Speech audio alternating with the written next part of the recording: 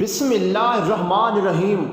السلام علیکم ناظرین، آج کا جو ہمارا واقعہ ہے وہ ہے آیت الکرسی کا کرشمہ۔ ناظرین، آیت الکرسی کے بہت کرشمے ہیں، ان میں سے آج ہم ایک واقعہ آپ کو بتاتے ہیں۔ حضرت ابو ہریرہ رضی اللہ تعالی عنہ سے مروی ہے کہ اللہ کے نبی حضرت محمد صلی اللہ علیہ وآلہ وسلم نے ان کو زکوٰۃ کے مال پر نگران مقرر فرمایا۔ ایک شخص آیا اور مٹھی بھر کر جانے لگا۔ انہوں نے اس کو پکڑ لیا تو عذر کیا کہ میں محتاج ہوں، میرے ذمہ اہل و عیال ہیں اور میں سخت حاجت مند ہوں۔ حضرت ابو ہریرہ رضی اللہ تعالی عنہ نے اس کو چھوڑ دیا۔ صبح ہوئی تو اللہ کے نبی نے ان سے پوچھا کہ وہ تمہارا قیدی کیا ہوا؟ انہوں نے کہا کہ اس نے حاجت بتائی تو میں نے اس کو چھوڑ دیا۔ حضرت محمد صلی اللہ علیہ وآلہ وسلم نے فرمایا کہ وہ دوبارہ آئے گا۔ چنانچہ وہ دوسری رات بھی آیا اور مٹھی بھر کر جانے لگا تو حضرت ابو ہریرہ رضی اللہ تعالی عنہ نے پھر اس کو پکڑ لیا۔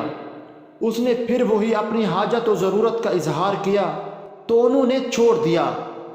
نبی کریم صلی اللہ علیہ وآلہ وسلم نے صبح پھر پوچھا اور حضرت ابو ہریرہ نے وہی جواب دیا۔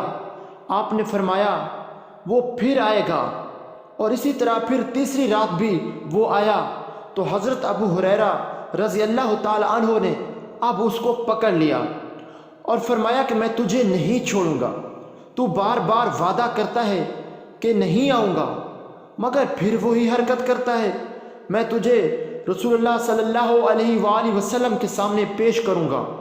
اس پر اس نے کہا کہ اگر تم مجھے چھوڑ دو تو میں تم کو کچھ کلمات سکھاتا ہوں جو تم کو نفع دیں گے۔ حضرت ابو ہریرہ نے پوچھا کہ وہ کیا ہیں؟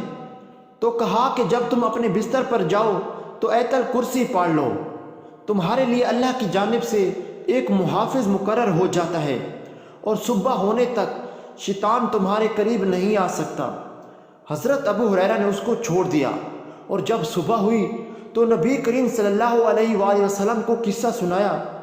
آپ نے فرمایا کہ اس نے سچ کہا، اگرچہ وہ جھوٹا ہے۔ کیا جانتے ہو کہ وہ کون تھا؟ حضرت ابو ہریرہ رضی اللہ تعالی عنہ نے کہا کہ نہیں۔ آپ نے فرمایا کہ وہ شیطان تھا۔ ناظرین، آیت الکرسی کی بہت بڑی فضیلت ہے، اس کو ہر نماز کے بعد لازمی پڑھا کریں اور رات کو سونے سے پہلے ضرور پڑھا کریں اس کو۔